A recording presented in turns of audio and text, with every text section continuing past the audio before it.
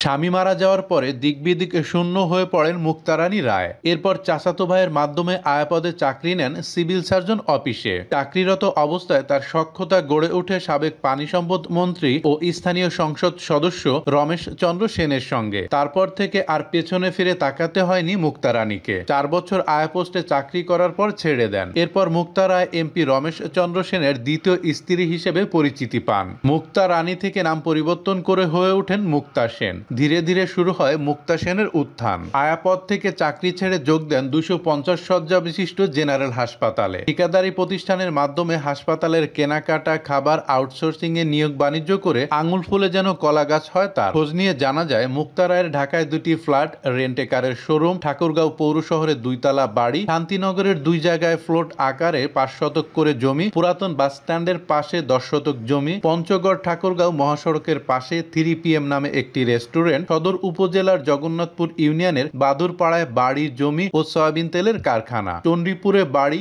মিল, চাতাল ও পুকুর, এছাড়া আবাদি জমি রয়েছে 20 বিঘা। সদরের গড়িয়া বাস স্ট্যান্ডে 8 শতক জমির উপরে বাড়িও রয়েছে মুক্তার। এছাড়া তিনি নিয়োগ বাণিজ্য, জমি দখল সহ নামে বেনামে সম্পত্তি ও বড় বড় ব্যবসায়ী প্রতিষ্ঠানের শেয়ার হোল্ডার রয়েছেন। সাবেক খাদ্যমন্ত্রী সাধন চন্দ্র মজুমদারের নওগাঁর অটো রাইস মিল কয়েক কোটি টাকায় কিনেছেন এই মুক্তা। চলতি বছরে মুক্তা রায়ের 2 ছেলে তুর্য ও মাধুর্য এন্টারপ্রাইজ নামে পূবালী ব্যাংক হিসাব নম্বরে লেনদেন হয়েছে 20,38,02,099 টাকা। সাবেক মন্ত্রী ও এমপি রমেশ চন্দ্র সেন আটক হওয়ার পরদিন সব টাকা তুলে নেন তিনি। বর্তমানে তার ছেলে তুর্যের অ্যাকাউন্টে রয়েছে 6,417 টাকা। এছাড়া জনতা, অগ্রণী ও সোনালী ব্যাংকে তাদের হিসাব নম্বরে গত 2 বছরে লেনদেন হয়েছে প্রায় 50 কোটি টাকা।